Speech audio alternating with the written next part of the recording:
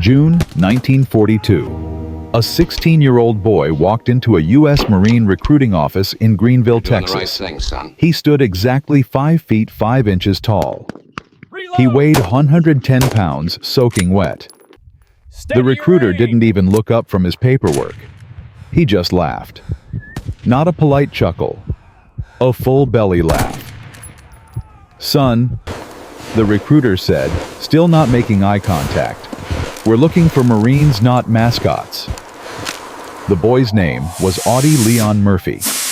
And in exactly 30 months, this too small reject would single-handedly stop 250 elite German soldiers and 6 Panzer tanks by climbing onto a burning tank destroyer that was seconds away from exploding. He would kill or wound 50 enemy troops in 1 hour. He would become the most decorated American soldier in the entire history of World War II. But on that summer day in 1942, nobody saw a hero. They saw a fatal flaw.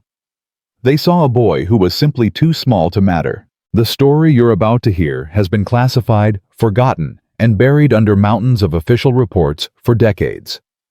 It's the story of how one farmer's son, with an idea so insane that every commanding officer rejected it, managed to change the entire outcome of the war in Europe.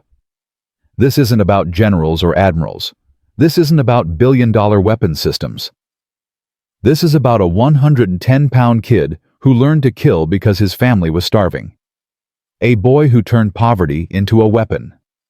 A soldier who understood something that the entire German Wehrmacht never figured out until it was too late.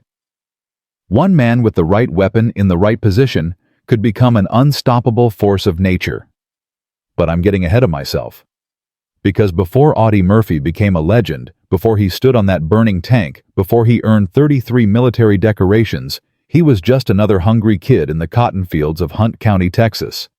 And that's exactly where this impossible story begins. Hunt County, Texas in the 1920s and 1930s wasn't just poor, it was a different kind of hell.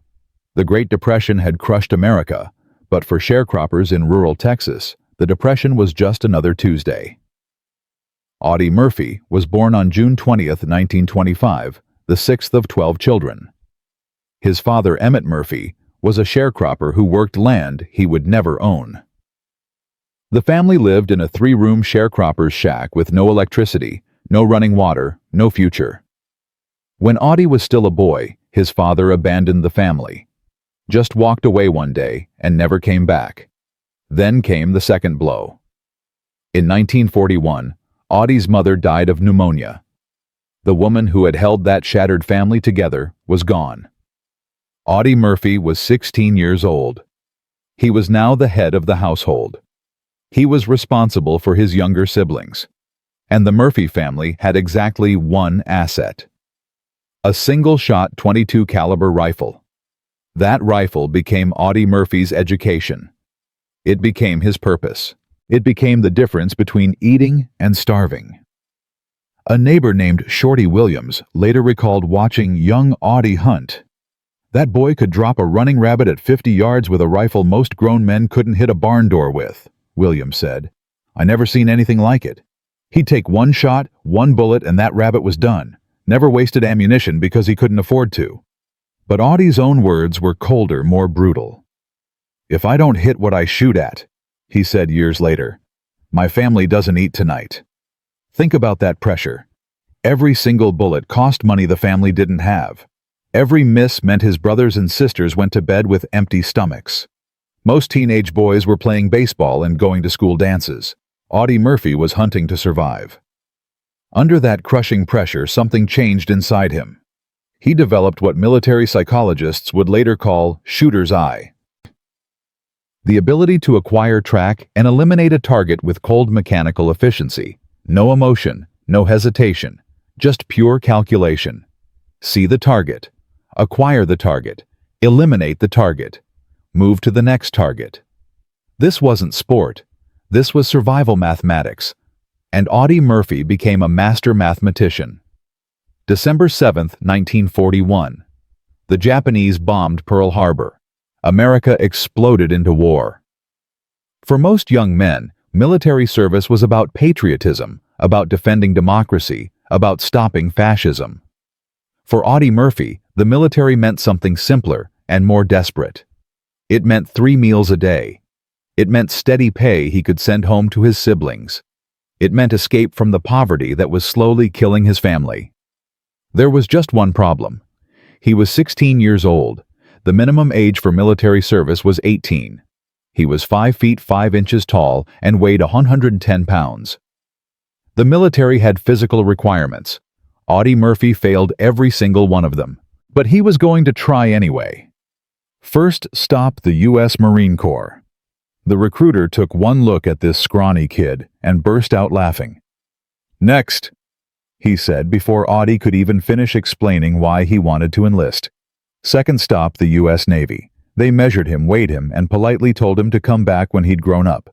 Third stop, the Army paratroopers. These elite soldiers needed to be physically strong enough to carry 80 pounds of equipment and jump out of airplanes. The recruiting sergeant looked at Audie Murphy's 110-pound frame and couldn't even pretend to take him seriously. "Son, the equipment weighs more than you do. Go home." 3 rejections, 3 failures. Most people would have given up. Audie Murphy was not most people. He had been keeping his family alive for 5 years with a .22 rifle. He understood something that these recruiters didn't. Size doesn't matter if you never miss.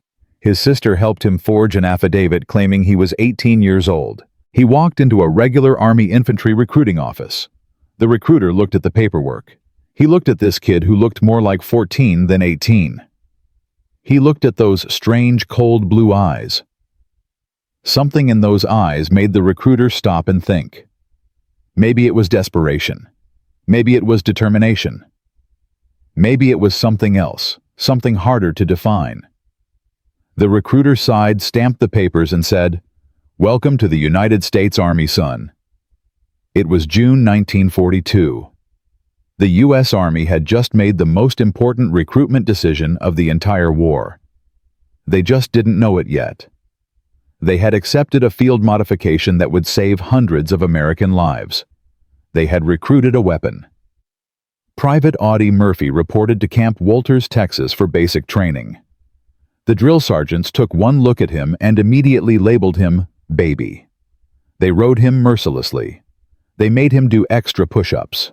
They put him at the front of formation so everyone could see the smallest soldier in the company. They assumed he would wash out within a week. Private First Class David Masur trained with Murphy. Years later, he recalled those first days.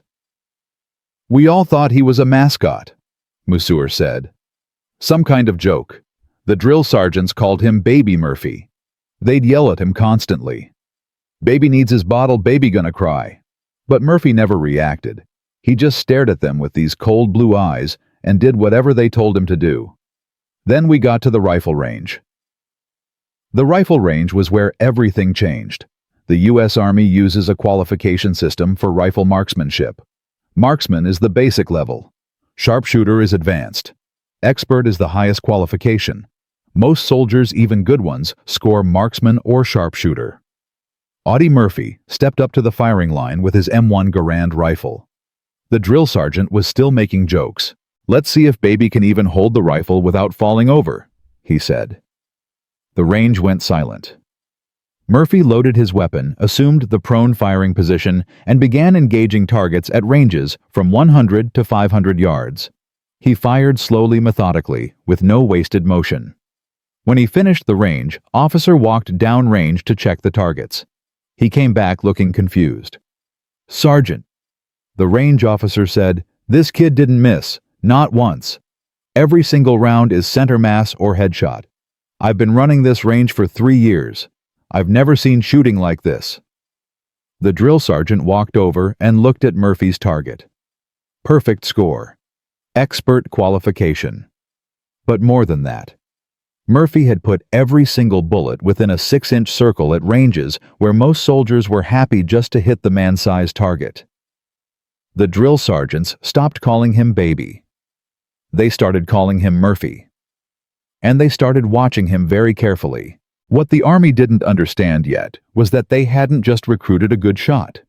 They had recruited a trained killer. Audie Murphy had spent 5 years learning that missing meant starving. He had rewired his brain to eliminate any hesitation, any emotion, any human feeling that might interfere with putting a bullet exactly where it needed to go. He was 17 years old. He looked like a child. And he had the cold, mechanical efficiency of a professional assassin. The transformation was complete. The poverty-stricken farm boy had become a precision instrument. The question was, would the army be smart enough to use this weapon? Or would they waste him on some rear echelon assignment because he was too small? July 1943. Operation Husky. The Allied invasion of Sicily. Company B, 15th Infantry Regiment, 3rd Infantry Division, hit the beaches as part of the massive assault to knock Italy out of the war. Private Audie Murphy was finally going to war. The landing itself was chaotic but relatively light on casualties. The real fighting started when the Americans pushed inland into the mountains. Sicily's terrain was a nightmare. Narrow roads, steep hills, perfect defensive positions everywhere. The German and Italian defenders were dug in and waiting. Company B pushed forward toward the town of Palermo. They were taking sniper fire constantly. Men were getting hit by machine guns hidden in the rocks. The advance was slow, bloody, and frustrating.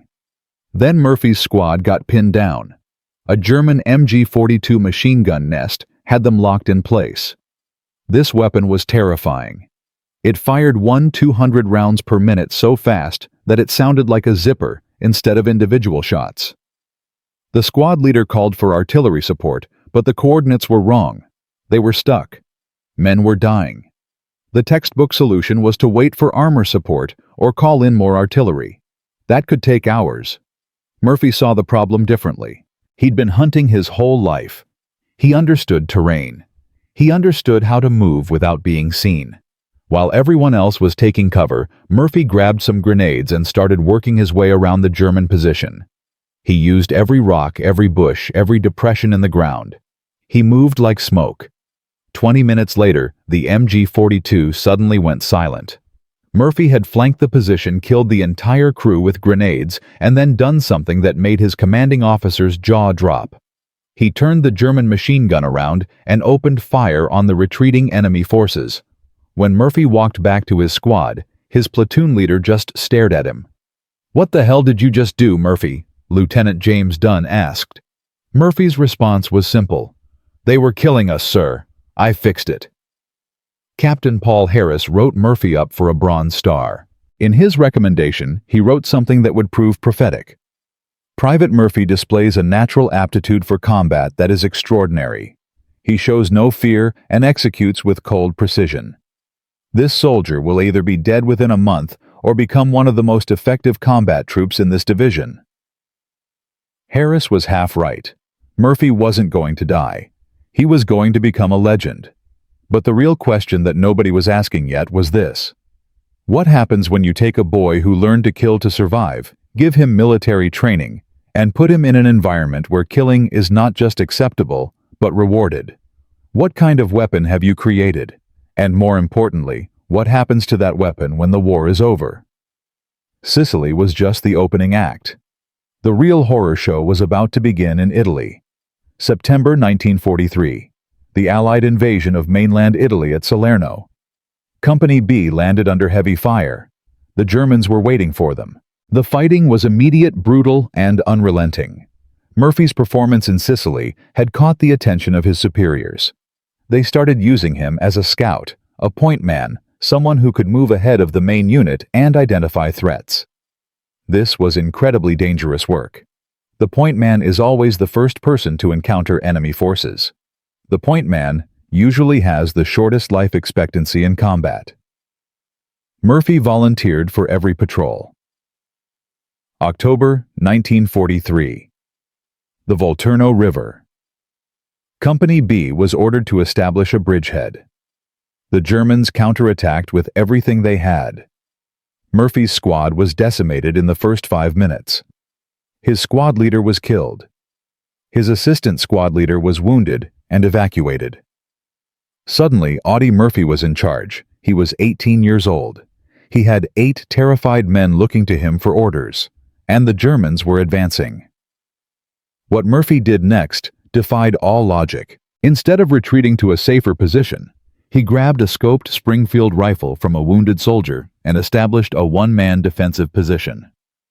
For the next 3 hours, Murphy held that position alone. He killed 5 German soldiers at ranges exceeding 300 yards. Every shot was a headshot or center mass. The Germans couldn't advance because every time they tried, Murphy would drop the lead soldier. They couldn't flank him because he had positioned himself with perfect fields of fire in every direction. They couldn't suppress him with machine gun fire because he was so well concealed they couldn't find him. Finally, American reinforcements arrived and drove the Germans back. When Murphy's company commander found him, he was calmly cleaning his rifle. The dead German soldiers were scattered across the field in front of his position like markers on a shooting range. "How many, Murphy?" the captain asked. "5 confirmed, sir. Maybe 2 more wounded, but they crawled away." The captain just shook his head. "You just held off an entire German platoon by yourself." Murphy looked confused. "Yes, sir. That's what you told me to do. Hold the position." He received the Distinguished Service Cross, the second highest military decoration in the U.S. Army. He was 18 years old. He'd been in combat for less than 4 months, and he was already becoming something more than human, something colder, something more efficient at the mathematics of death. The Italian campaign ground on through the winter of 1943 to 1944. Anzio, Cassino, Rome. Murphy was in all of it. He was wounded twice. He was promoted to corporal, then sergeant. He collected more decorations: silver stars, bronze stars, Purple Hearts. But the decorations weren't what changed him. It was the accumulation of death. Every battle, Murphy watched his friends die. The guy who shared cigarettes with him. The soldier who showed him pictures of his kids. The corporal who taught him how to play poker. One by one, they were killed or wounded and evacuated. And Murphy survived, every single time.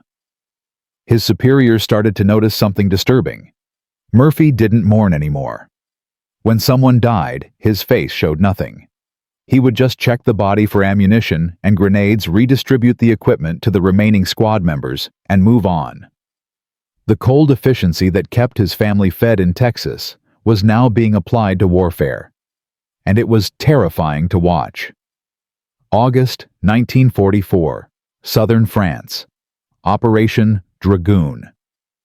Company B landed near Saint-Tropez. The mission was to push north and link up with the forces that had landed at Normandy. Near Montélimar, Murphy's platoon was ambushed. The German forces had set up a perfect kill zone. Machine guns, mortars, clear fields of fire. It was a textbook ambush. The platoon leader, Lieutenant James Manning, was killed in the opening seconds. The platoon sergeant was wounded and couldn't function.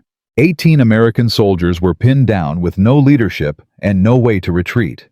This was the breaking point. The moment when units collapse and men die or surrender. Sergeant Audie Murphy, 19 years old. 10 pounds, looked at this impossible situation and made a decision. He was taking command. He didn't ask permission. He didn't wait for orders from higher up. He just started giving orders. Browning team suppressing fire on the left machine gun. Riflemen on my signal. You're moving to that stone wall. I'll cover you. His voice was calm, cold, mechanical. The men responded. Maybe it was his reputation. Maybe it was the absolute confidence in his voice. Maybe it was because he was the only person who seemed to have any idea what to do. But they followed his orders.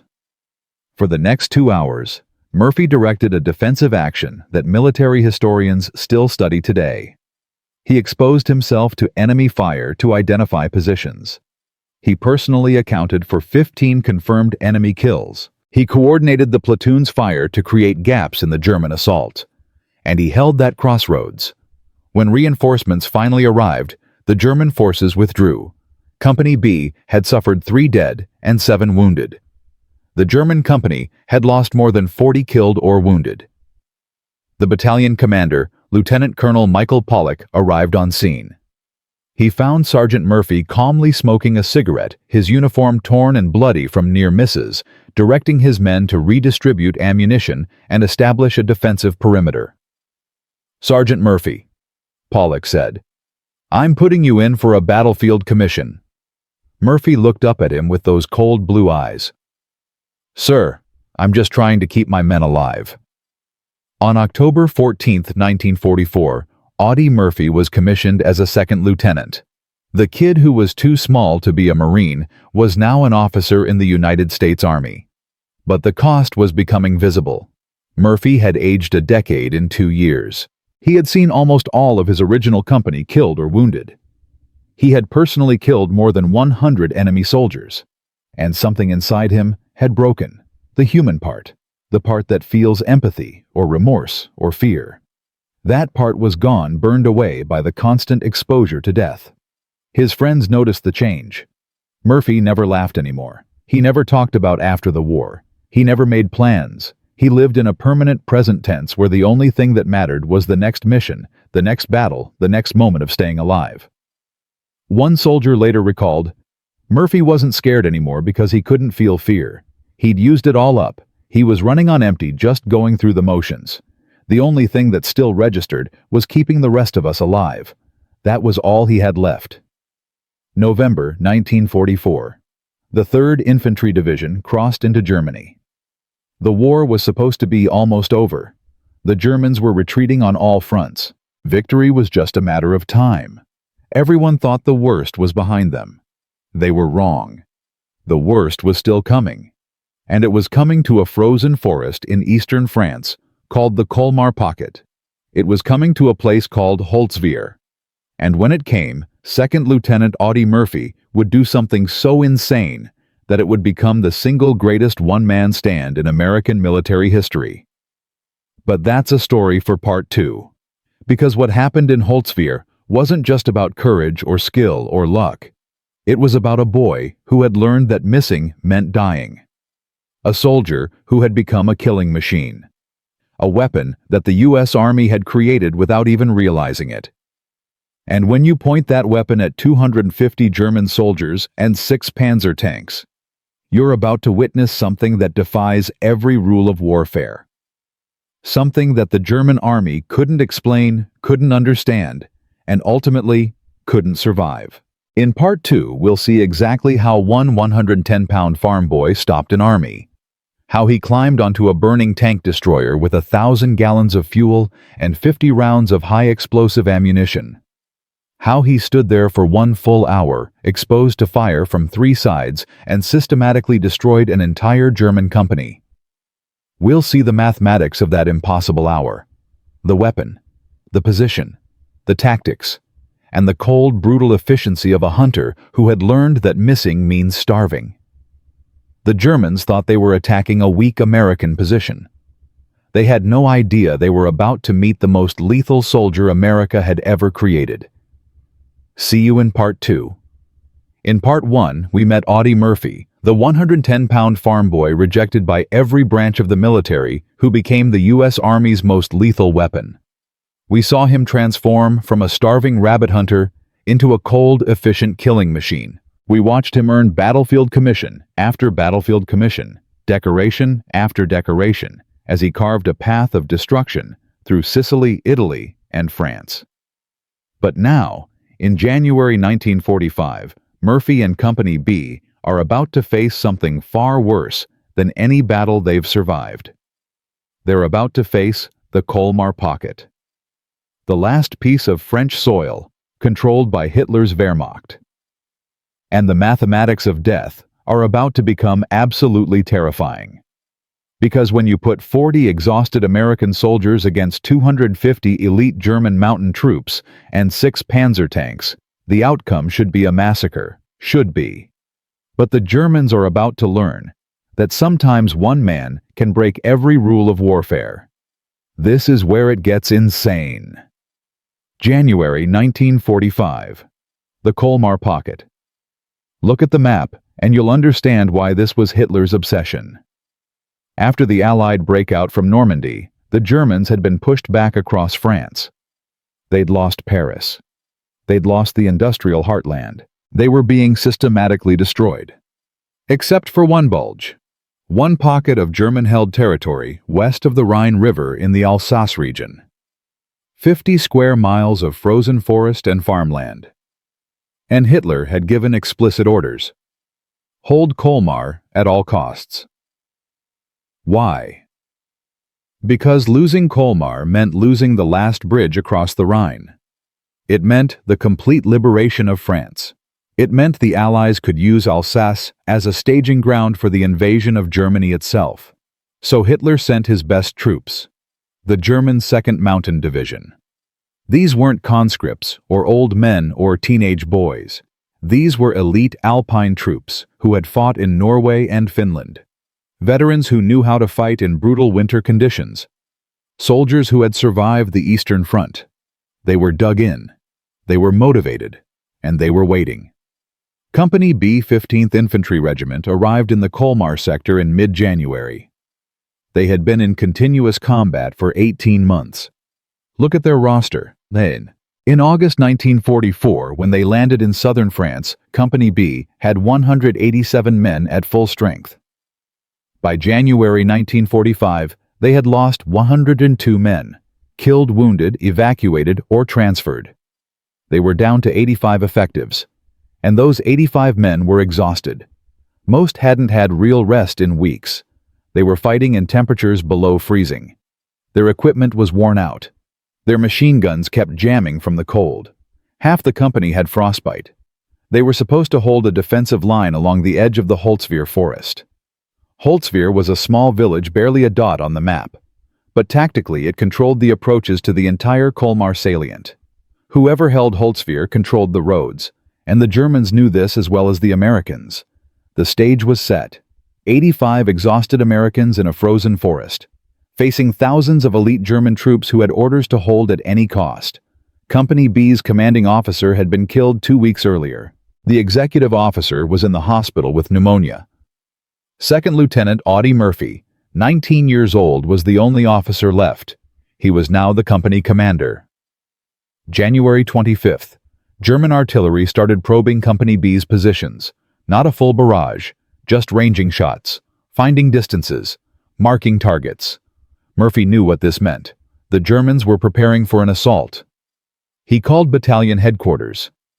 "We need reinforcements," Murphy said. "We've got maybe 40 effectives left. We can't hold this line." The battalion commander's response was blunt. "There are no reinforcements, Murphy. Hold what you've got. Artillery will support you if you get hit." Murphy hung up the field telephone. He looked at his depleted company. 40 men. That was it. He had 2 M10 tank destroyers for armored support. The M10 was technically a tank destroyer, but it was lightly armored. A German 88mm shell could punch through it like paper. Still, it was better than nothing. Murphy positioned the M10s carefully. One forward, one back. Maximum coverage of the open ground in front of their positions. Then he made sure every man had ammunition grenades and a clear field of fire. And he waited. January 26, 1945. The morning dawned gray and bitterly cold. Murphy was on edge. The German artillery had stopped. That was never a good sign. Silence before a storm. At 1300 hours, the storm arrived. German artillery opened up with a devastating barrage. Not just a few ranging shots. This was a full preparation bombardment. Shells screamed in and exploded in the trees. These were airburst rounds designed to explode above the ground and shower the area below with deadly shrapnel. Company B huddled in their foxholes and prayed. The ground shook. Trees splintered. The air filled with smoke and the smell of cordite. For 30 minutes, the world was nothing but noise and death. Then, at 1340 hours, the artillery stopped. Murphy knew what was coming next. He grabbed his binoculars and looked out across the open ground. What he saw made his stomach drop. 6 German tanks. Panzer IVs, their long 75mm guns tracking back and forth. And behind them, spread out in attack formation, at least 250 German infantry. All wearing white winter camouflage. Moving like ghosts across the snow. Private First Class Donald Ekman was the first to report. "Lieutenant tanks 6 of them.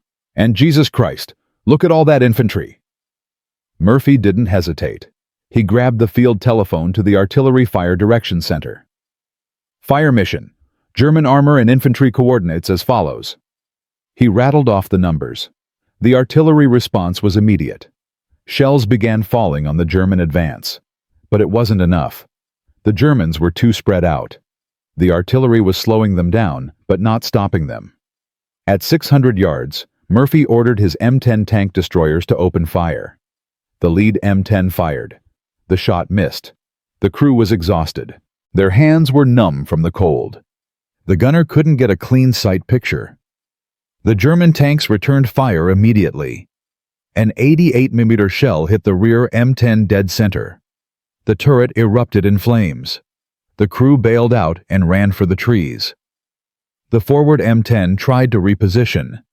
The driver gunned the engine. The tracks spun on the frozen ground. The vehicle slid sideways into a drainage ditch, stuck, helpless. The crew abandoned it and retreated. It was 1420 hours. Both tank destroyers were out of action. The German infantry was now at 200 yards and closing fast. This was the moment. The breaking point. Without armor support, Company B couldn't stop 6 tanks and 250 infantry. Murphy knew the mathematics. 40 Americans against those odds. They'd be overrun in minutes. He made the hardest decision of his life. "Fall back!" Murphy yelled. "Everyone back to the secondary positions. Move now!" The company began retreating into the deeper woods. But Murphy himself didn't move. He stood there watching the German advance. The burning M10 was 50 yards in front of him. Flames were pouring from the engine compartment. Black smoke billowed into the sky. At any second, the ammunition inside would cook off and the whole thing would explode like a bomb.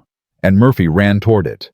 Private Anthony Abramsky watched from the tree line. "I saw Lieutenant Murphy running toward that burning tank destroyer. I thought he'd lost his mind. That thing was going to blow any second." Murphy reached the M10. He climbed up on the back deck. The heat from the fire was intense. He could feel it through his uniform. But the .50 caliber machine gun mounted on top was still intact, still loaded, still functional. Murphy grabbed the handles of the .50 cal and swung it around toward the advancing Germans. He pulled the trigger. The gun roared to life. The Browning M2 .50 caliber machine gun is one of the most devastating infantry weapons ever created. It fires a half-inch diameter bullet at 2,900 feet per second. Each round has the kinetic energy to tear a human body in half. The rate of fire is 450 rounds per minute. In the hands of a normal soldier, it's a weapon of suppression. You spray bullets in the general direction of the enemy and hope they keep their heads down. In the hands of Audie Murphy, it became a surgical instrument. Murphy wasn't suppressing, he was eliminating. The cold efficiency he'd learned hunting rabbits in Texas took over. Every burst was 3 to 5 rounds, aimed, controlled, deadly. He would acquire a target. German soldier at 100 yards. Burst. Target down. Next target. German soldier at 150 yards. Burst. Target down. The Germans couldn't understand what was happening. They were taking fire from inside a cloud of black smoke. They couldn't see the shooter. They couldn't get an accurate shot back. The German infantry tried to advance. Murphy cut them down. They tried to flank left. Murphy swung the gun and destroyed the flanking element. They tried to rush forward. Murphy's precisely aimed fire killed them in the open. Sergeant Elmar Brawley watched from 300 yards away. The German infantry got within 10 yards of Lieutenant Murphy. He killed them in the ditches. He killed them in the meadows. He killed them in the woods, wherever he saw them. But Murphy wasn't just firing the machine gun. In his left hand, he was holding the field telephone. He was still directing artillery fire. Target concentration. Shift fire 100 yards north. German infantry in the open. Fire for effect. The 105mm howitzer shells began landing in the German formations. Men were torn apart by the explosions. The combination was devastating. Murphy's machine gun fire kept the Germans pinned down or killed them when they tried to advance. The artillery bombardment directed by Murphy himself tore apart their formations before they could organize an assault. The German tanks tried to help their infantry, but they couldn't. If they advanced without infantry support, they'd be vulnerable to American bazookas hidden in the woods. If they stayed back, they couldn't effectively engage Murphy's position because of all the smoke. They were stuck, helpless, being systematically destroyed by one man on a burning tank. Technical Sergeant Morris Wald was observing from the battalion command post. Murphy's fire was incredibly effective. He wasn't spraying bullets like most guys do with a 50 cal. Every burst was aimed. Every burst hit something. I watched him cut down an entire squad trying to flank our position. It was like watching a machine, cold, efficient, terrifying. At 15:10 hours, Murphy took his first hit. A German shell exploded near the M10. Shrapnel tore through his right leg. Blood soaked through his uniform. He ignored it. He kept firing, kept calling artillery. The pain didn't register. Or maybe he was so far beyond normal human sensation that pain was just another data point to be processed and filed away. The Germans were starting to break. They'd been attacking for over an hour. They'd lost dozens of men. Their advance had been stopped cold by a single machine gun they couldn't eliminate. Their elite mountain troops veterans of the Eastern Front were being humiliated by one American. At 15:40 hours, the 50 caliber started to slow. Murphy was running out of ammunition. The Germans sensed it. They started to rush forward. This was their chance. Kill this one man and the American line would collapse. Murphy let go of the machine gun. He grabbed his M1 carbine and started picking off Germans one by one. But there were too many. They were at 50 yards, then 30 yards, then 20 yards. Murphy made his last, most desperate call. He grabbed the field telephone. Fire mission. Concentration on my position. Repeat. Fire on my position. The forward observer, Lieutenant Walter Weisspfenning, couldn't believe what he was hearing. Murphy, that'll kill you. I gave you a direct order, Murphy screamed into the phone. Fire on my goddamn position right now. The first 105mm shells landed 50 yards in front of the M10. The explosions threw frozen earth and shrapnel in all directions. German soldiers caught in the open were torn apart. Murphy, exposed on top of the tank destroyer, was also in the impact zone. Shrapnel whistled past his head. Chunks of frozen dirt slammed into the M10. But he stayed on that gun. He kept firing. The combination finally broke the German assault. The surviving infantry, maybe 100 men, turned and ran. The tanks without infantry support reversed course and withdrew. At 15:50 hours after one impossible hour, the attack was over. Audie Murphy, his uniform scorched, his leg bleeding, climbed down from the M10.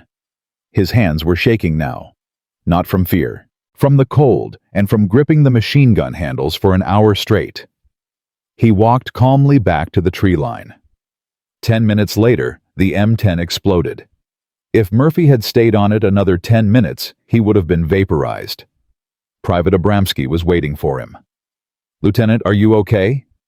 Murphy sat down, lit a cigarette with steady hands. Status report. Any casualties? No, sir. Everyone made it back. Murphy nodded. Good. Set up a defensive perimeter. They might come back.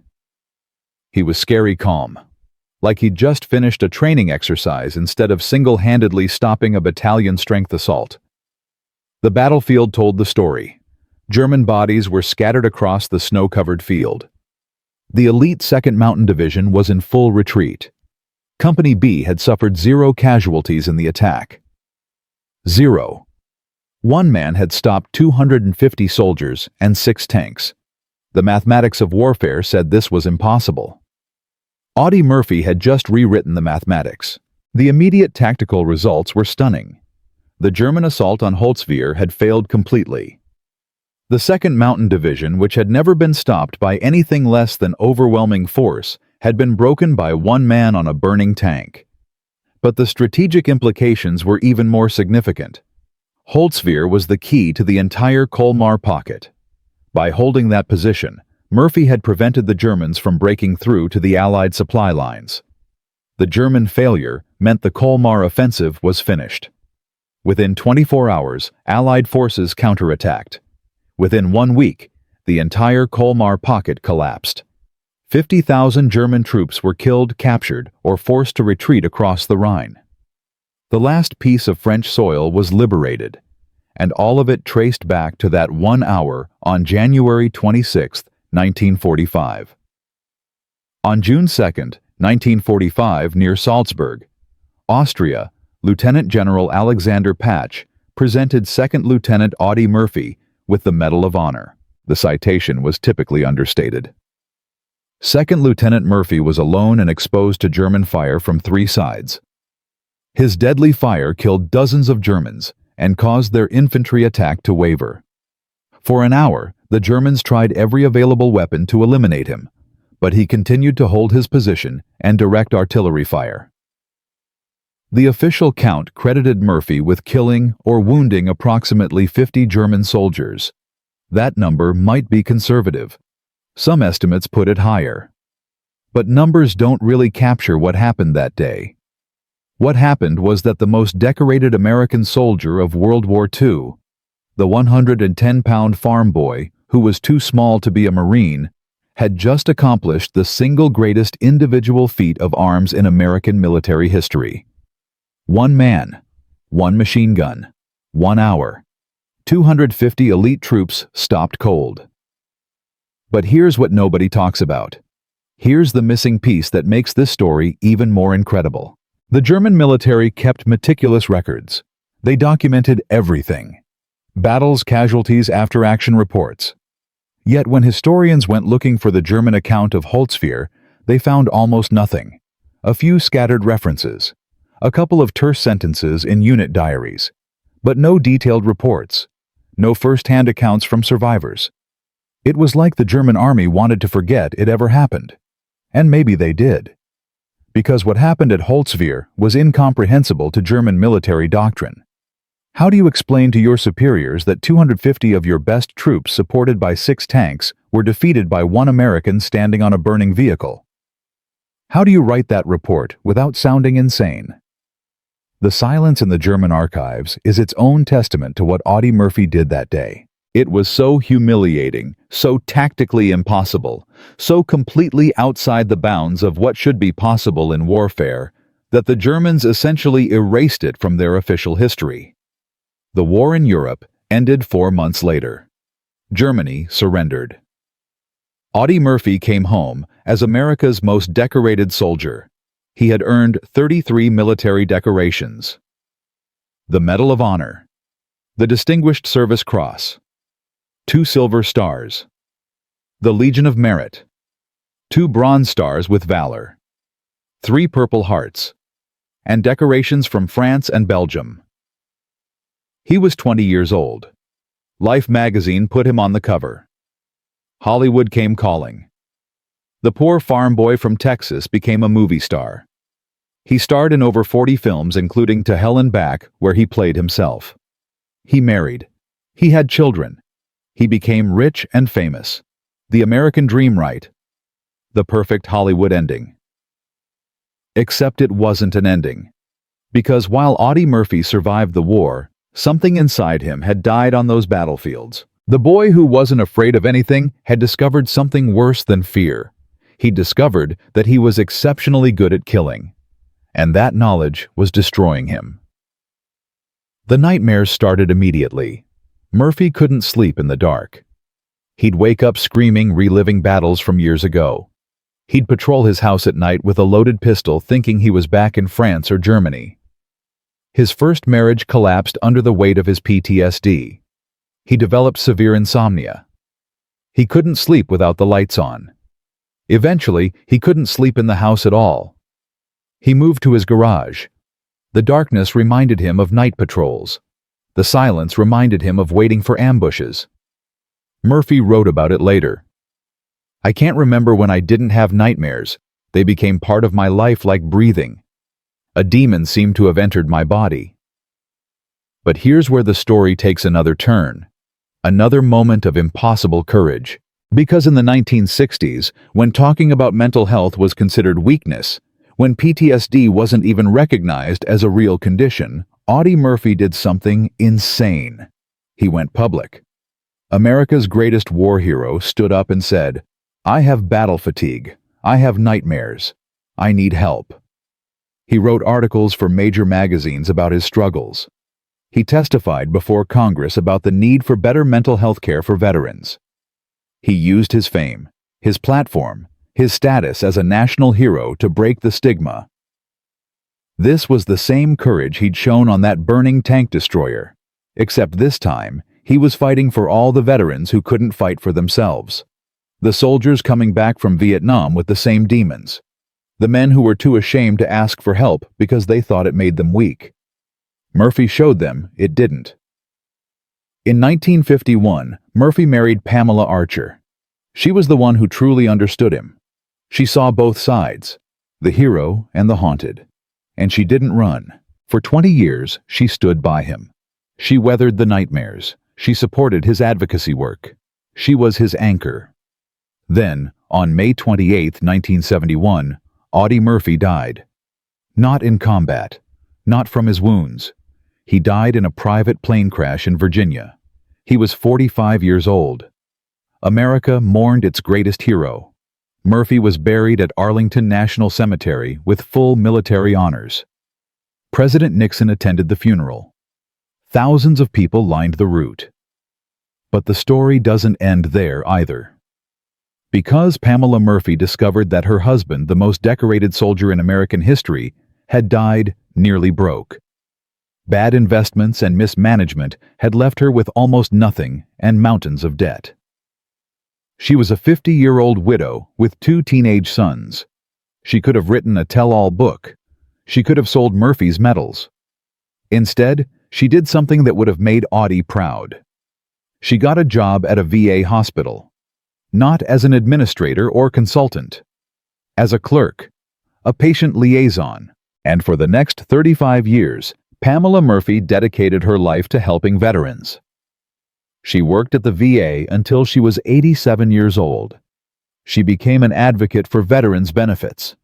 She cut through bureaucracy. She made sure veterans got the care they deserved.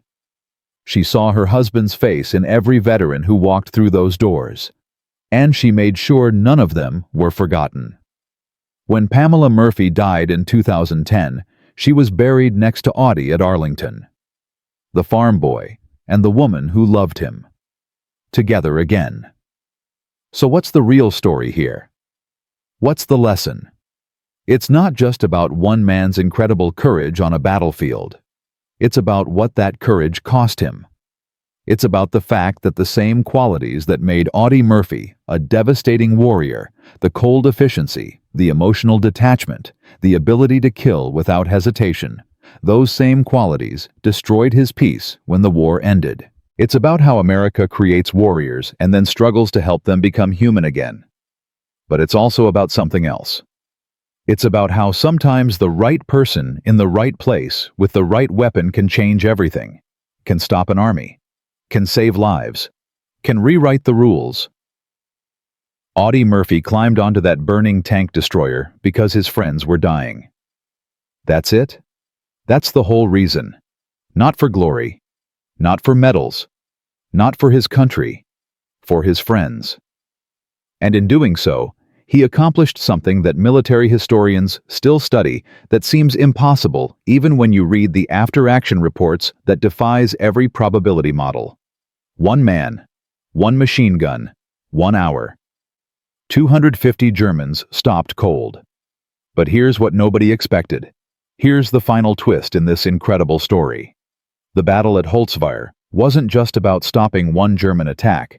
It was about breaking the back of the entire Colmar offensive. And when the Colmar pocket fell, it opened the door for the final Allied push into Germany.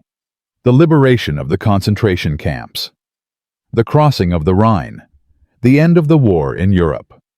All of it traced back in some small way to what one 110-pound farm boy did on a burning tank destroyer in a frozen French forest. The German 2nd Mountain Division never recovered from Holtzwihr.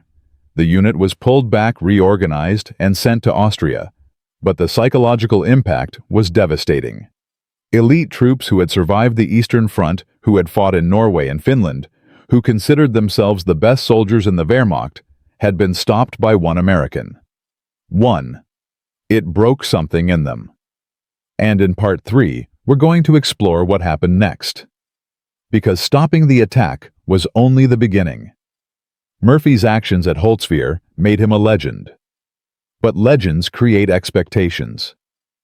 And Murphy was about to discover that being a hero is easy compared to staying human. We'll see how his PTSD nearly destroyed him, how he fought to help other veterans, how his wife became a hero in her own right. And we'll answer the final question. What really happened to the farm boy who became a killing machine? How do you come back from that? Can you ever really come home? Part 3. The War After the War. See you there. In Part 1 and Part 2, we witnessed the impossible transformation of Audie Murphy, the 110-pound farm boy rejected by every military branch who became America's deadliest weapon. We saw him survive Sicily, Italy, and France. We watched him climb onto a burning tank destroyer at Holtzwihr and single-handedly stop 250 elite German soldiers and 6 Panzer tanks in 1 hour. We saw him earn the Medal of Honor. But when news of what happened at Holtzwihr spread through the Allied forces and reached German intelligence, something changed. The war became personal. The Germans now knew there was one American soldier who had broken every rule of combat. One man who had humiliated their best troops. And they wanted him dead. This is no longer about survival. This is about what happens when you become a legend while the war is still raging. This is about the price of being too good at killing. February 1945. German intelligence officers were piecing together reports from the Colmar pocket. The 2nd Mountain Division had suffered catastrophic losses. Over 50 casualties from a single defensive position. An entire company-strength assault broken by American fire. The initial reports were dismissed as exaggeration. Combat stress. Survivors making excuses for their failure. Then more reports came in. American prisoners of war interrogated by German intelligence kept mentioning one name. Lieutenant Murphy, the small American officer who never missed, who fought with cold precision, who had single-handedly held positions that should have been overrun. The German High Command held emergency meetings. This wasn't just about one soldier. This was about American combat effectiveness reaching levels they hadn't anticipated. If one American lieutenant could stop 250 men, what would happen when this became widespread? How many other soldiers like Murphy were out there? The statistics were terrifying for the Germans. In January 1945, before Holtzwihr, German forces in the Colmar pocket were inflicting a 3-to-1 casualty ratio on American forces. For every German killed, 3 Americans died. This was acceptable mathematics for the Wehrmacht. They were losing the war, but they were making the Allies pay in blood. After Holtzwihr, those numbers changed. Dramatically. By February 1945, the casualty ratio had reversed. Now American forces were inflicting 4-to-1 casualties on the Germans. What happened?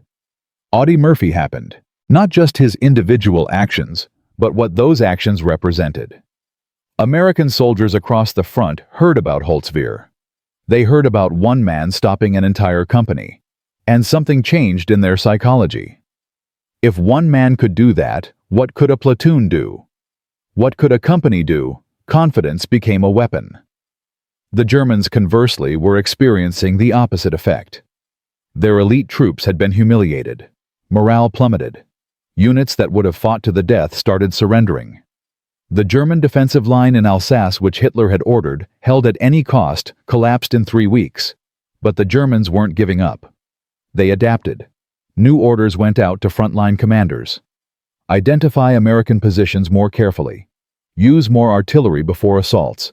Avoid frontal attacks. Focus on infiltration tactics. And if possible, if intelligence identifies specific high-value American soldiers, eliminate them.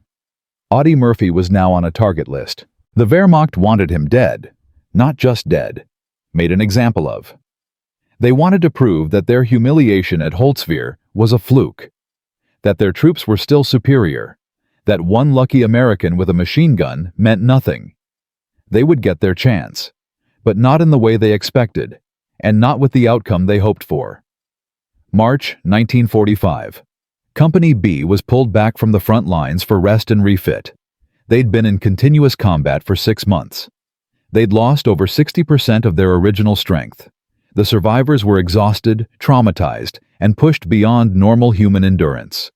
Murphy himself was a ghost. He'd lost 15 pounds from his already skeletal frame. He weighed less than 100 pounds now. His uniform hung on him like a scarecrow. His eyes had that 1,000-yard stare that every combat veteran recognizes, the mark of someone who has seen too much death. But there was no rest coming. The Allied command had a new mission: cross the Rhine River, invade Germany proper, end the war. Every available unit was being mobilized for the final push. Company B, despite their losses, was going back into action. Murphy's superiors offered him a rear echelon assignment, staff position, training role, anything to get him off the front lines before he got killed. He refused. "My men are going," Murphy said.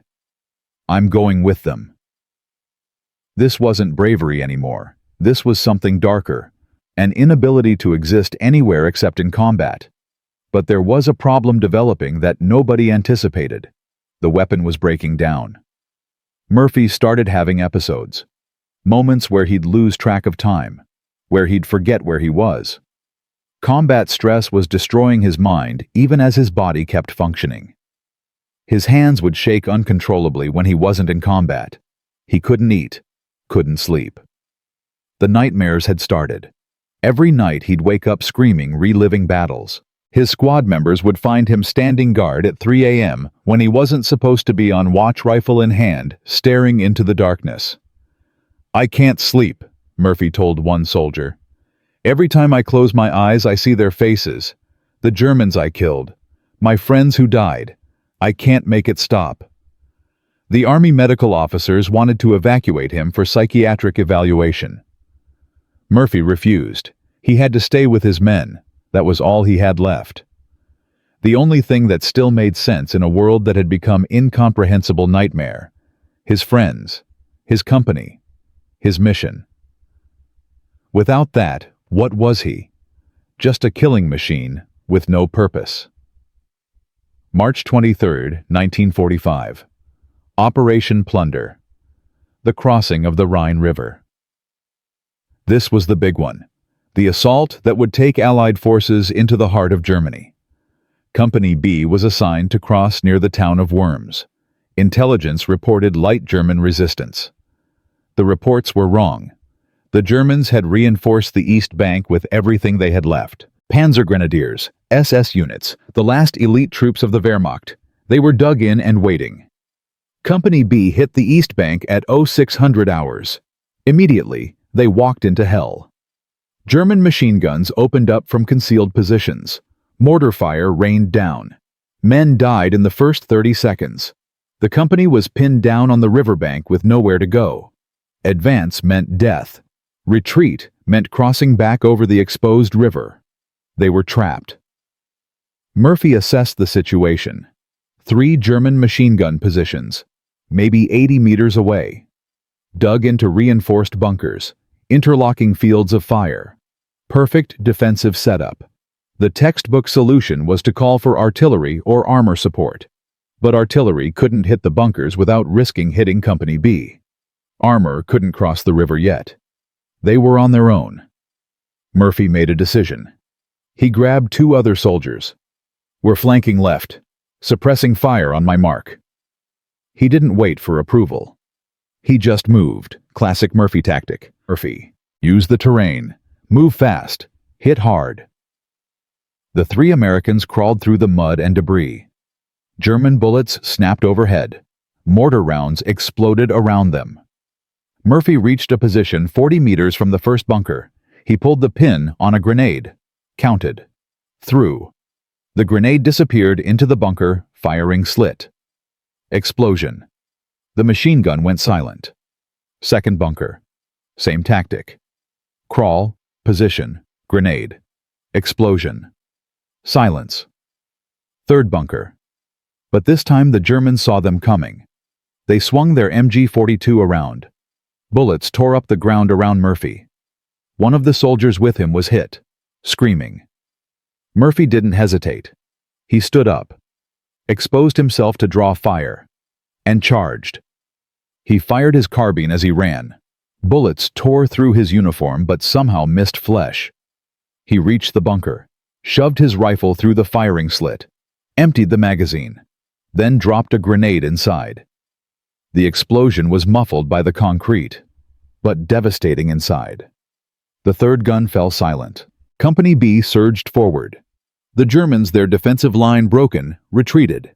In 15 minutes, Murphy had eliminated 3 fortified positions and opened the path for his entire company. The cost? 1 American wounded, 3 bunkers destroyed, approximately 15 Germans killed. Murphy walked back to his company commander, reloading his carbine. "Position secure, sir." The company commander just stared at him. "Murphy, you just charged 3 machine gun nests, alone. That's insane." Murphy's response was cold, empty. "They were killing my men, sir." That night, Company B pushed 3 miles into Germany. They captured the town of Worms with minimal casualties. Other units, hearing about the Rhine crossing, pushed harder. Used Murphy's tactics. Aggressive flanking. Use terrain. Move fast. Within 48 hours, the entire Rhine River line collapsed. The Americans were in Germany. The war was entering its final phase, and it was all traced back to one 95-pound lieutenant who couldn't stop fighting. News of the Rhine crossing spread through the Allied forces like wildfire. Newspapers back home ran stories. American hero leads charge into Germany. Medal of Honor, winner breaks German lines. Audie Murphy was becoming famous, not just in the army, back home. He was the face of American fighting spirit, the small-town boy who became a giant, the underdog who defeated the Nazis. It was great propaganda. It was also destroying him, because with fame came expectations. Other units wanted him, wanted his tactics, wanted to learn from him. Murphy was pulled from Company B and sent on a morale tour, visiting different divisions, teaching, inspiring.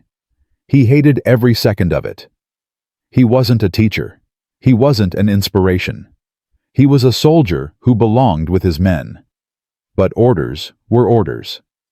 He went, and everywhere he went, he saw the same thing. Young soldiers looking at him with awe, like he was some kind of superhuman warrior. They didn't understand. He wasn't special. He was just someone who couldn't afford to miss, who had learned that hesitation meant death. That emotion was a liability. They wanted to be like him. He wanted to warn them. Don't become what I am. But he couldn't say that. So he just taught them tactics, how to use terrain, how to shoot accurately, how to survive. April 1945. The German military was collapsing. Hitler was in his bunker in Berlin. The Red Army was closing from the east. The Americans and British from the west. It was over. Everyone knew it was over. Except the dying hadn't stopped. Fanatical SS units were still fighting. Hitler Youth were being thrown into hopeless battles. Civilians were being killed in the crossfire. Murphy's company was advancing through Bavaria. They were encountering less organized resistance now. More surrenders, but also more desperation. German soldiers who knew they were beaten but fought anyway because they had nowhere to go. On April 28th, Company B reached a small town near Munich. Intelligence said it was undefended. They were wrong again. A platoon of SS troops had barricaded themselves in the town center. They had hostages, civilians. They were using them as human shields. The company commander wanted to wait. Negotiate. Use artillery if necessary. Murphy looked at the situation differently. Hostages meant time was critical. Artillery meant dead civilians. This required precision, not firepower. He took a squad. 6 men. They infiltrated the town under cover of darkness, moving building to building. Silent. Methodical. The SS troops were waiting for an assault. They weren't watching their flanks. Murphy and his squad got within 20 meters of their position. Murphy identified the SS commander. Young officer, maybe 22 years old. Fanatical. He was going to kill those hostages rather than surrender. Murphy lined up the shot. 1 round. Center mass. The SS commander dropped. Before the other SS troops could react, Murphy's squad opened fire. Precise. Controlled. The SS troops, suddenly leaderless, lost their nerve. 3 were killed. The rest surrendered. The hostages were freed. 0 civilian casualties. The town was liberated. Another mission accomplished. Another set of lives saved by cold, efficient violence. Murphy's method was now the standard. Hit fast. Hit hard. Use precision instead of overwhelming force. Save lives by taking lives. The mathematics of warfare. Murphy style. The impact of Murphy's tactics spread across the European theater. By late April 1945, American casualty rates had dropped by 30%. Not because the Germans were weaker, but because American soldiers were fighting smarter. Using Murphy's lessons, flanking instead of frontal assault. Precision fire instead of suppression. Terrain analysis instead of brute force. Battalion commanders were issuing new directives based on case studies of Murphy's actions. The Murphy method became unofficial doctrine. Field manuals were being rewritten in real time based on his combat reports. German prisoners of war reported that their officers were warning them about American tactics. The Americans don't fight like they used to. They're faster, more aggressive, more precise. This was Murphy's legacy spreading through the entire army. One man had literally changed how America fought wars. The statistics were undeniable. Units that adopted Murphy-style tactics suffered 35% fewer casualties while inflicting 40% more enemy casualties. The math was simple. Murphy's way worked. It saved American lives. It won battles faster. It shortened the war. May 2, 1945. Company B received word. Hitler was dead. Berlin had fallen. German forces were surrendering en masse. The war in Europe was over. Murphy sat on the hood of a Jeep smoking a cigarette and felt nothing. No relief, no joy, no sense of victory, just emptiness. He'd survived. Somehow impossibly he'd survived. Almost everyone else from his original company was dead or wounded. But he was still here, still breathing, still holding a rifle. What now? What does a weapon do when the war ends? June 2, 1945. Salzburg, Austria. General Patch presented Murphy with the Medal of Honor. The citation read like something from a fantasy novel. Alone and exposed, he killed dozens of enemy soldiers and held a position against overwhelming odds. Newspapers called him the most decorated American soldier of World War II. 33 decorations, every valor award the United States could give, plus decorations from France and Belgium. He was 20 years old. He should have been finishing college. Instead, he'd killed over 240 enemy soldiers. Survived 3 years of continuous combat. Earned enough medals to fill a display case.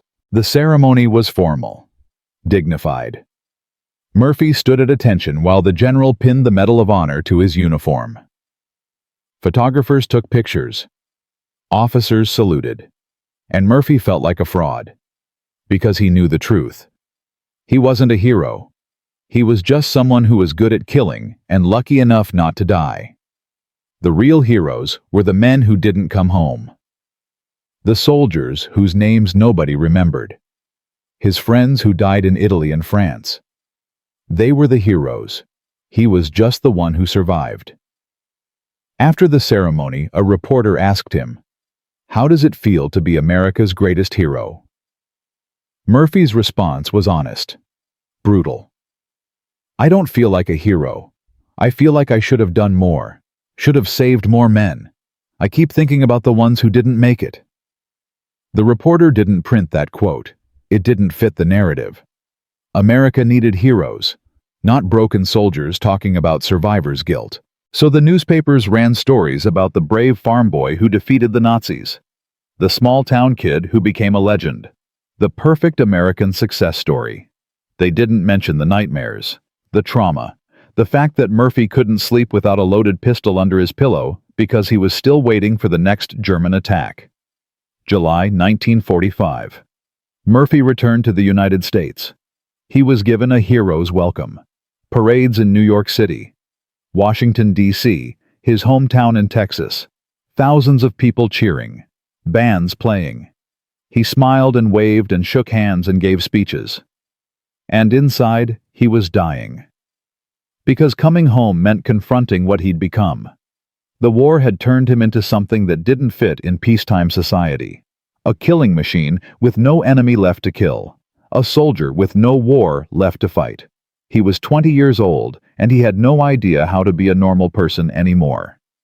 Life magazine put him on the cover. Hollywood producers called. They wanted to make movies about him, wanted him to star in them. It seemed perfect. The American dream. Fame. Fortune. Recognition. But Murphy was haunted. Every night the nightmares came. Every loud noise made him reach for a weapon that wasn't there. Every crowd made him scan for threats. He was home, but he'd never left the battlefield. The war was over, but inside Audie Murphy, the fighting had never stopped. The broader impact of Murphy's service went beyond personal trauma. Military historians later calculated that Murphy's actions, combined with the tactical innovations he inspired, may have shortened the European war by weeks, possibly months. How many lives did that save? How many American soldiers came home because Murphy showed the army a better way to fight? The estimates ranged from 5,000 to 15,000 American lives saved, tens of thousands of German casualties that broke their will to fight. The liberation of concentration camps weeks earlier because Allied forces advanced faster. Murphy never thought about it in those terms. He just knew that 47 of his friends from Company B never came home. That's what haunted him. Not the Germans he killed, but the Americans he couldn't save. Yet the mathematical reality remained. Audie Murphy, the 110-pound farm boy who was too small to be a Marine, had single-handedly changed the trajectory of World War II. His tactics were now being taught at West Point. His combat reports were studied in military academies. His name became synonymous with courage, innovation, and effectiveness in combat. But here's what nobody talks about. Here's the part that gets left out of the history books. The cost. What it cost Audie Murphy to become that effective. What it cost America to create a soldier that good at killing. Because Murphy didn't just win battles. He lost himself. The farm boy who hunted rabbits to feed his family became a man who couldn't exist outside of combat. The soldier who saved thousands of lives couldn't save his own peace of mind. He'd become exactly what the army needed him to be. The perfect weapon. Cold, efficient, unstoppable. And when the war ended, when that weapon was no longer needed, what happened to it? In Part 4, we'll see the final chapter. The war after the war. Murphy's struggle with PTSD decades before it had a name. His fight to help other veterans. His Hollywood career that masked inner torment. And we'll meet Pamela Murphy, the woman who saw past the legend and loved the broken man underneath. We'll discover how the most decorated soldier in American history died broke and haunted, and how his widow spent 35 years finishing the mission he started. Because the real story isn't just about what Audie Murphy did in the war, it's about what the war did to him, and what one woman did to make sure his sacrifice meant something. Part 4. The final mission. The one that never ends. In this four-part journey, we've witnessed something extraordinary. A 110-pound farm boy from Texas, rejected by every military branch, who became the most decorated American soldier in World War II.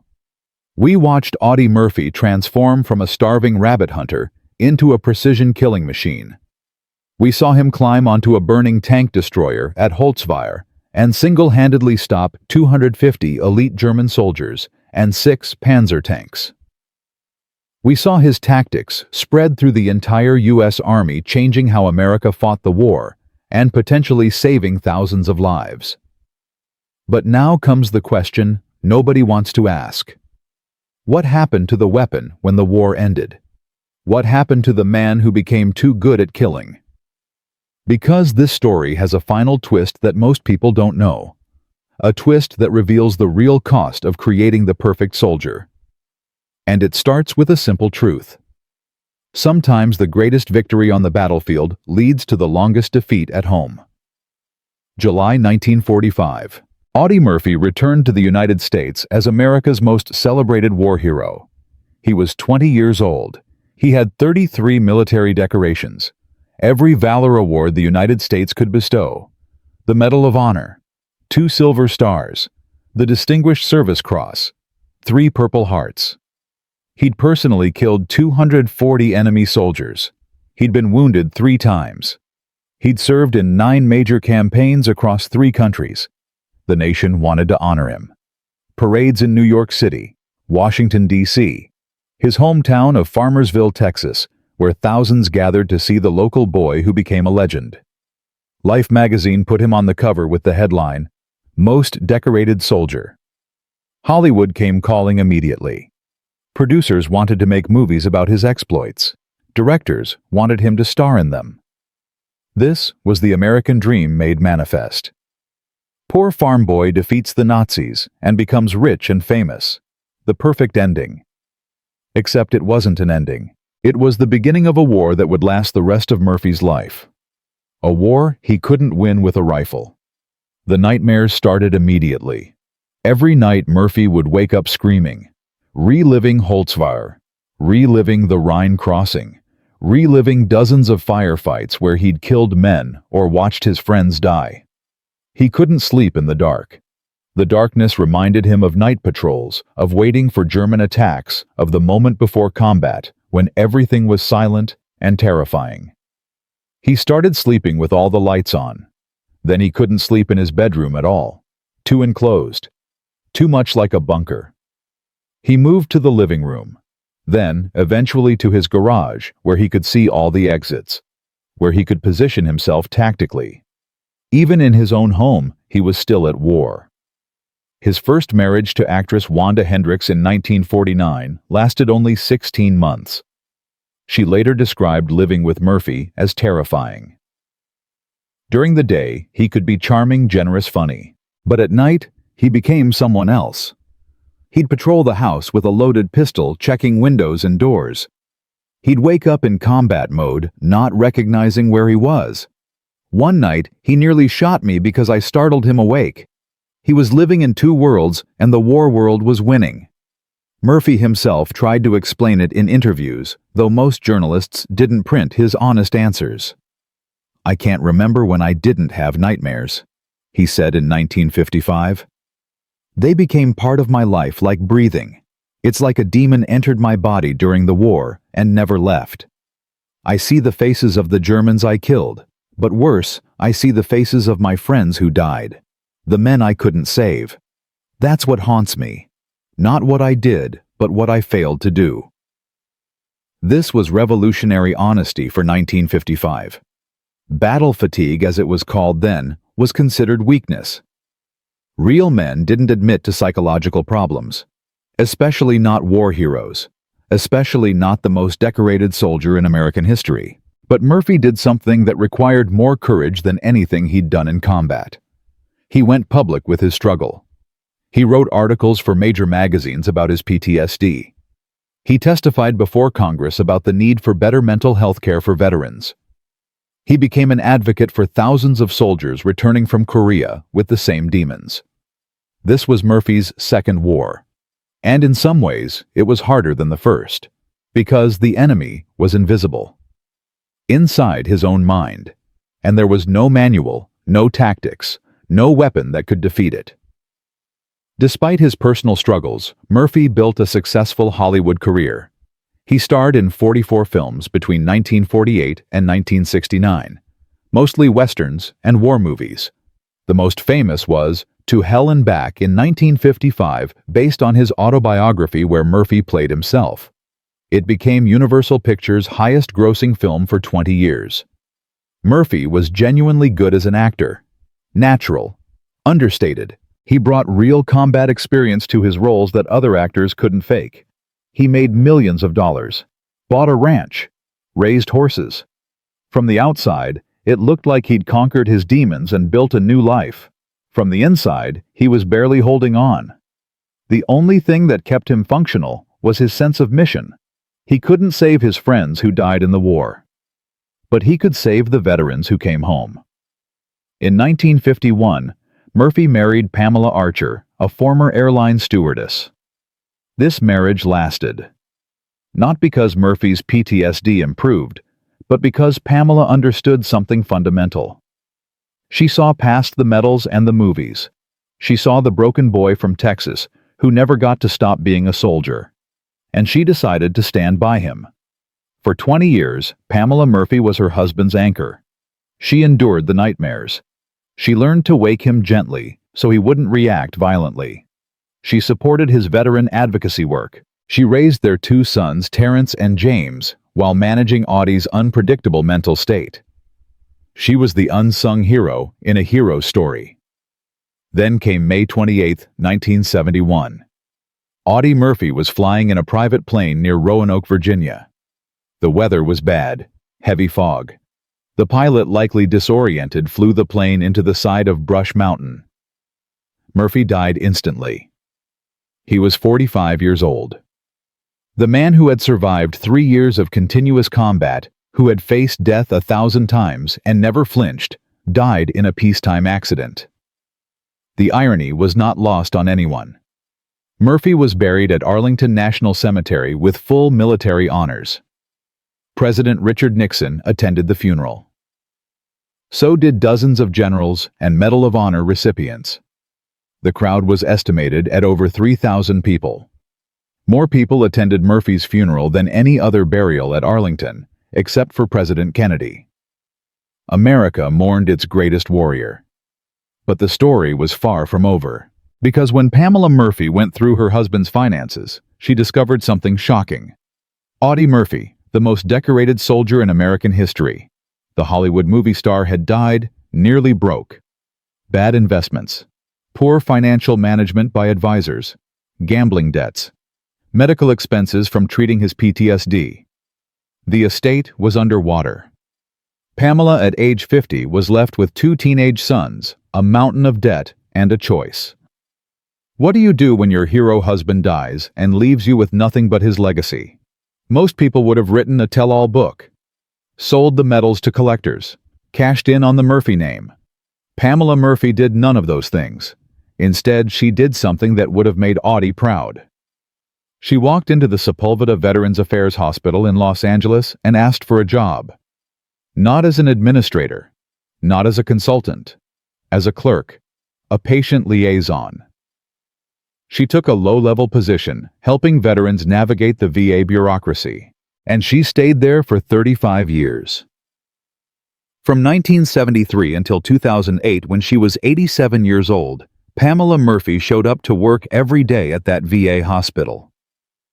She helped Vietnam veterans file claims. She advocated for soldiers with PTSD.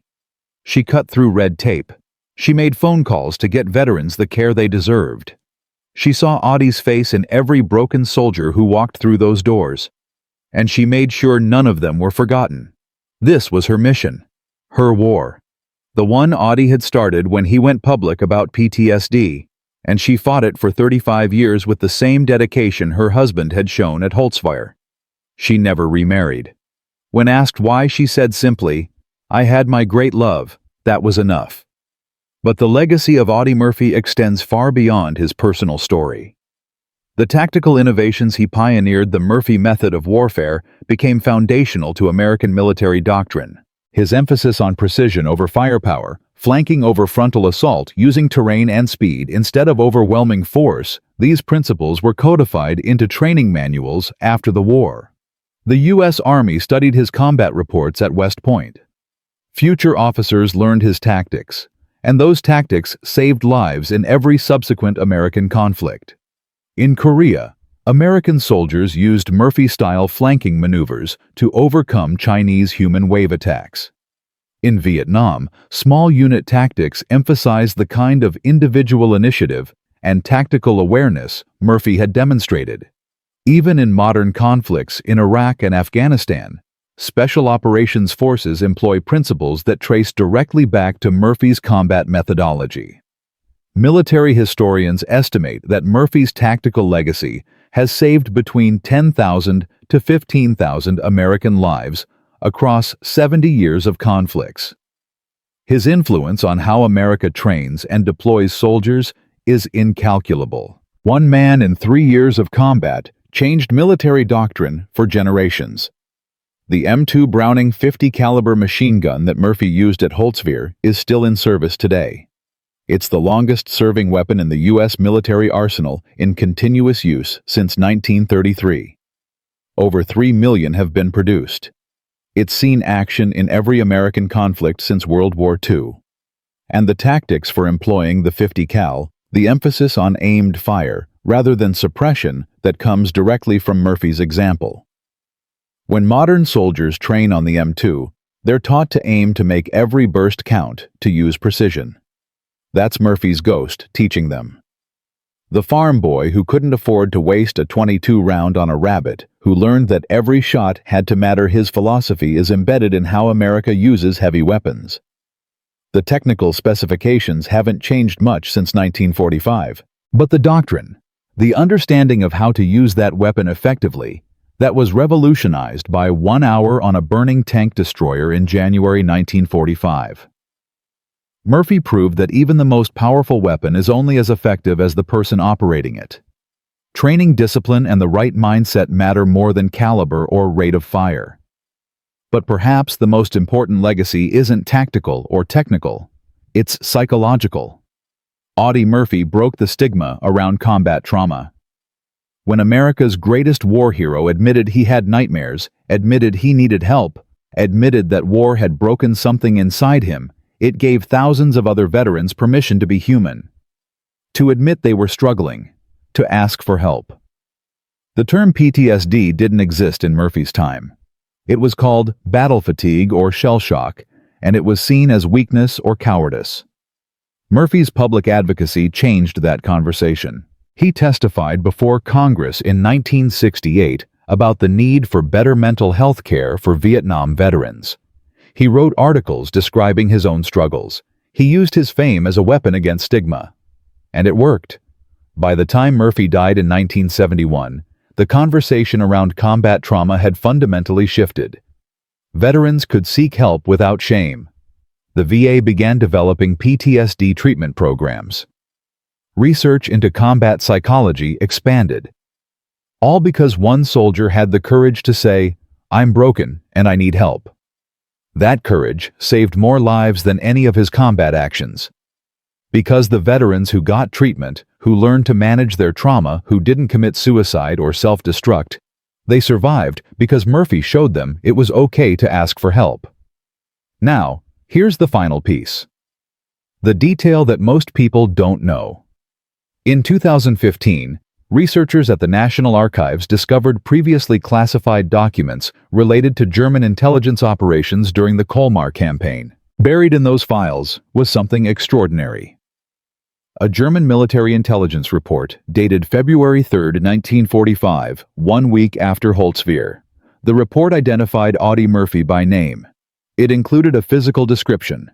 Small American officer, approximately 1.65 meters tall, extremely dangerous. The report recommended priority targeting of Murphy if his position could be identified.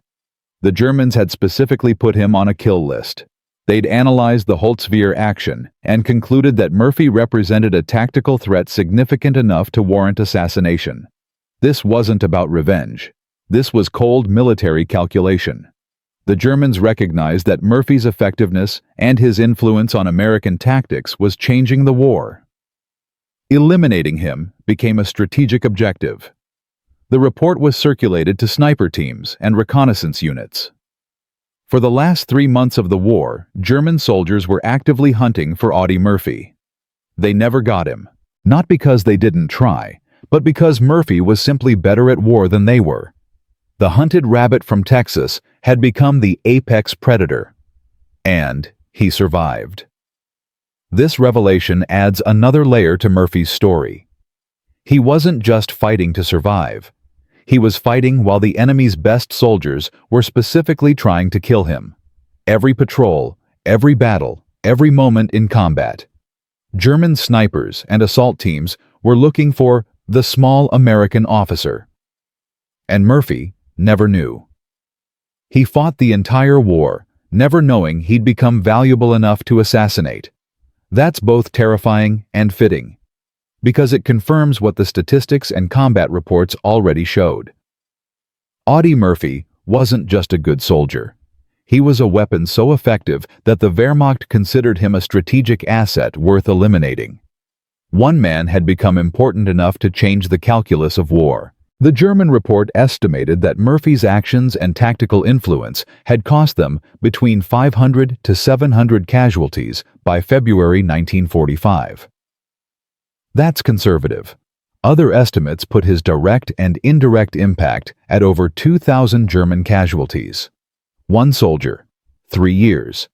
2,000 enemy soldiers killed or wounded because of his actions or the tactics he pioneered. The mathematics of Murphy's war are staggering, and the Germans knew it. That's why they wanted him dead. So, what's the final lesson here? What does this 90-minute journey through Audie Murphy's life teach us? It's this. Greatness often comes from the most unlikely sources. The military rejected Murphy as too small. Society wrote him off as poor white trash from nowhere, Texas. But Murphy had something that couldn't be measured in inches or pounds. He had necessity. He'd learned to shoot because missing meant his family starved. He'd learned to kill because hesitation meant death. He'd developed a cold efficiency born from poverty and survival. And when that skill set was applied to warfare, it became unstoppable. Murphy proved that the right person with the right motivation can accomplish impossible things. But his story also teaches us about cost. Murphy won every battle he fought. He survived a war that killed millions. He became famous and successful. And he spent every single day for the rest of his life fighting demons that no weapon could kill. The same qualities that made him a devastating warrior. The emotional detachment, the hypervigilance, the inability to hesitate destroyed his peace. War makes monsters of even the best men. And we need to acknowledge that, to honor it, to help the warriors we create come home whole. Pamela Murphy understood this better than anyone. When she spent 35 years at that VA hospital, she wasn't just helping veterans. She was finishing Audie's mission. He'd fought to keep his men alive on the battlefield. She fought to keep veterans alive after they came home. Together, their legacy saved thousands of lives across 2 generations. The most decorated soldier and the widow who refused to let his sacrifice be forgotten. That's the real story. Not just what Murphy did at Holtzwihr, but what he and Pamela did for 70 years to make sure veterans were seen, heard, and helped. From a starving farm boy with a .22 rifle to the most lethal American soldier in history. From combat effectiveness that changed military doctrine to advocacy that changed how America treats veterans. Audie Murphy's journey proves that one person in the right moment with the right conviction can change everything. He stopped 250 Germans in 1 hour. He influenced tactics that saved 15,000 Americans over 70 years. He broke the stigma around PTSD that saved countless more from suicide and despair. Not bad for a kid who was too small to be a Marine. If you found this story compelling, if it changed how you think about war or heroism or sacrifice, share it. Because there are hundreds of stories like this buried in history. Ordinary people who did extraordinary things. Innovations that seemed crazy but changed the world. Heroes who never got the recognition they deserved. Subscribe to hear more of them. And remember this: the next time someone tells you an idea is too crazy, too impossible, too outside the rules, remember Audie Murphy. Remember the 110-pound farm boy who climbed onto a burning tank and rewrote the mathematics of warfare.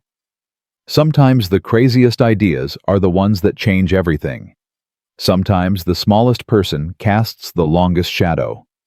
And sometimes the real courage isn't facing the enemy. It's facing yourself when the war is over and admitting you need help. That's what Audie Murphy taught us. That's his legacy. That's why his story still matters 80 years later. He was too small to be a soldier, but he became big enough to change how we fight wars and how we heal warriors. And that's the power of one person who refuses to accept what everyone else says is impossible.